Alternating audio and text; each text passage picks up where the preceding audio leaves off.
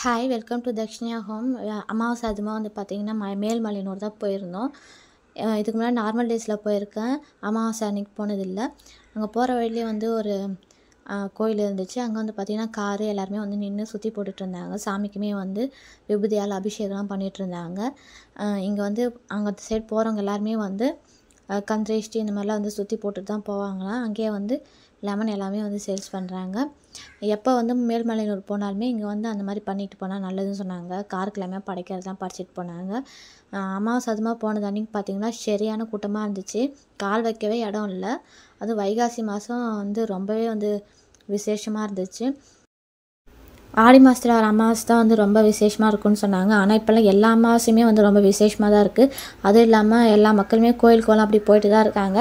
சில பேர் என்ன கேட்பாங்க, வெறும் கோயில் வீடியோவே போடுறீங்களே அப்படின்னு சொல்லிட்டு. அப்படி இல்லைங்க, நமக்கு தெரிஞ்ச நல்ல விஷயத்த 4 பேருக்கு வந்து ஷேர் பண்ணுறது ரொம்பவே வந்து சிறப்பான விஷயமாக நான் நினைக்கிறேன். அதனால தான் வந்து எனக்கெல்லாம் வந்து இந்த மாதிரி யாரும் அதிகமாக கோயிலெலாம் சொன்னது கிடையாது. நம்மளா வந்து ஒரு இடமும் தேடி கண்டுபிடிச்சி போகிறது தான். இந்த கோயிலில் வந்து நம்மளோட வேண்டுதல் வந்து எது வச்சாலுமே கண்டிப்பாக நடக்குமா, திருமண தடை, கடன் பிரச்சனை, வில்லி சூனிய வைப்பு ஏவல்னு.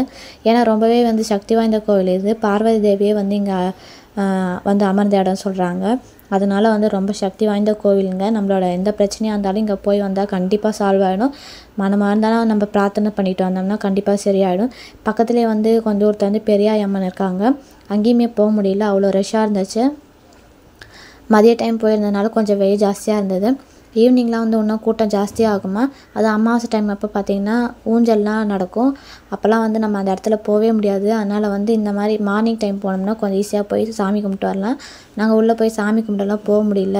வெளியே நின்று சாமி கும்பிட்டுட்டு எலுமிச்சம்பழம் சுற்றி போட்டு அப்படியே வந்துட்டோம். வர வழியில் பார்த்திங்கன்னா ஃபுல்லாகவே வர வழியில் 2 பக்கமே வந்து நிறையா கடைகள் இருந்துச்சு. டாய்ஸு எல்லா திங்ஸும் வச்சுருந்தாங்க. பேக்லாம் கொஞ்சம் பார்த்தோம், எல்லாமே நல்லா இருந்துச்சு. ஆனால் ரேட் தான் கொஞ்சம் கூட ஜாஸ்தியாக இருந்தது. அப்படி ஜாலியாக சுற்றி பார்த்துட்டு வெயிலுக்கு கொஞ்சம் ஜூஸ் எல்லாம் குடிச்சிட்டு சிப்ஸு கடை எல்லாமே நிறையா இருந்தது. அதெல்லாம் நமக்கு தேவையான சிப்ஸ் எல்லாம் வாங்கிக்கிட்டு கண்ணாடி வளையல் நிறையா கலராக வச்சுருந்தாங்க. அதுவுமே பார்த்து வாங்கிட்டு அப்படியே கிளம்பிட்டோம். ஜாலியாக வந்து ஹில் ஸ்டேஷன் அப்படி போகாமல் வந்து கோயில் குளமாக அப்படியே கிளம்பியாச்சு இந்த வெக்கேஷன் லீவுக்கு. ரொம்பவே எனக்கு பர்சனலாக பிடிச்சிருந்தது. உங்களுக்கு இந்த வீடியோ பிடிச்சிருந்தா லைக் அண்ட் சப்ஸ்கிரைப் மறக்காமல் பண்ணுங்கள். இது வரைக்குமே வந்து யாருமே மேல்மலையனூர் போகாமல் இருந்தீங்கன்னா கண்டிப்பாக ஒரு தடவையாவது போயிட்டாங்க. ரொம்பவே சக்தி வாய்ந்த கோவில். தேங்க்யூ ஃபார் வாட்சிங் ஃப்ரெண்ட்ஸ். தேங்க்யூ.